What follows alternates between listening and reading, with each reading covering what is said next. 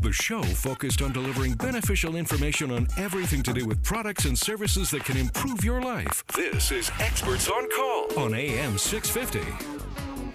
Welcome back to Key Pacific's Talk About Strata. Sterling Fox with you, along with my co-host Tony Giventu, Executive Director of the Condominium Homeowners Association of British Columbia, joined in studio by Dan O'Hearn and Barrett Hansen from Key Pacific Property Management. And we're talking about renters in strata environments. That's basically the subject of today's program. And Dan, just before we took the break, you and Tony were kicking around this notion of hardship exemption for people who want to rent or need to rent, perhaps from their perspective, their strata units. Could you elaborate on that a little bit? Who qualifies and what are the circumstances under which it's accepted? I wish it was cut and dry that we know the acceptable circumstances. I think that's that's the part of the dilemma. Okay. It's case to case. It's then. Case to case because my hardship may not be yours. Right. Right. So, but I think what people have to realize is the council really has rights to request you to disclose a lot of information, prove that this is hardship. Right. And just saying I'll sell and lose $50,000 is not a hardship. For you, perhaps, right? But you'd have to prove that it is. I don't know, Tony, you probably see these all the time. It's a complicated process, and it's one of those issues that only the Strata Council can deal with. Okay. Because it comes down to their pseudo-judiciary role that they play in deciding whether this is going to be a bylaw exemption or not. Their basic duty is they must enforce bylaws. So to grant this exemption, it has to be an exceptional set of circumstances. Okay. But not undue, not to the point of undue. They have to be reasonable about this. So I'm getting transferred somewhere for 2 years with my job, and I cannot afford both residences at the same time, and I'm going to be coming back to this residence when I'm finished. Right. The Strata Corporation can and will likely say, we will grant you a hardship exemption for 2 years, put a finite date on it, right. And at which time you must reoccupy your unit or you'll be in violation of the rental bylaw. Okay. And so the Strata Corporation can do that, and they can request all of your personal financial information. The Strata needs to verify what you're telling them really a is true. hardship. Exactly. Yeah, you don't get to just go in and make up a story and get the Strata Council to believe it. Dan, I'm curious, from a property manager's perspective, you've alluded on more than one occasion on this conversation so far about secret people living in strata. So how do you, the property manager, count renters?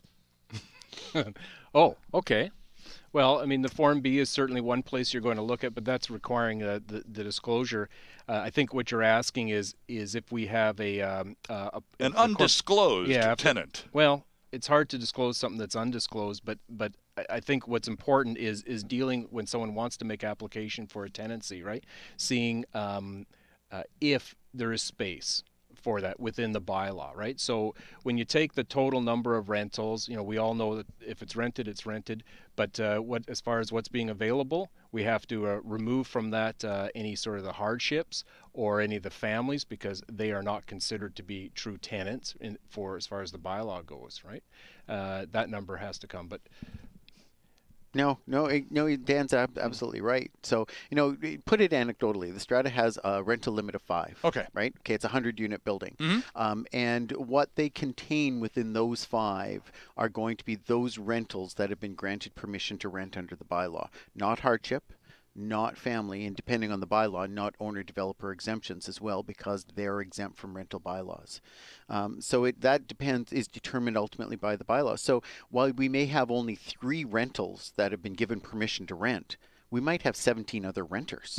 We might have family, hardship, owner-developer exemptions, all these other things. Right. So the management of all of these rentals on a rental inventory is, I don't think anyone realizes what a daunting task this is. Barrett, from the perspective of, and we've been addressing this whole thing from the perspective of the owner of this strata unit who's renting to someone. What about, flip the coin for us again, what about the prospective renter going into a strata environment? It's slightly different than going into a rental apartment building. It's a slightly different game a playing field that you're on. Give us a little advice for those people looking at renting in a condo. Well, I think it goes back to what we talked about earlier about ensuring that you understand what strata living is, because it is, like you said, Sterling, different than living in a rental building. Sure. You have to abide by the bylaws. which you have to sign for on Form K within 2 weeks of moving in. And you need to understand and stay on top of if there are changes to the bylaws as well. So it is more onerous in some ways to live in a strata because you have potentially more restrictions. Well, and you'll have age restrictions, rental restrictions, pet restrictions. Yes. All of those apply to tenants. Right. The bylaws that apply to everybody apply to tenants. Yes. Okay. And Dan, from an administrative point of view, with respect to renters versus owners, I would imagine the best and most effective way to deal with it. Everybody's the same. You've got to manage the building. They all share space, don't they? We're managing people that are occupying space, Right. whether they're a tenant or family or an owner or the president. I mean, everyone is treated fairly and equitably, and we always go to the bylaws and the Strata Property Act for the governance of that. All right. That is unfortunately our program. We're fresh out of time. Just wanted to give Tony a couple of seconds because 2 weeks from tonight, you folks at the Condominium Homeowners Association have a big seminar coming up. We have a seminar in downtown Vancouver at Shaw Tower on Wednesday, May 28th. It goes from 2 to 4 in the afternoon.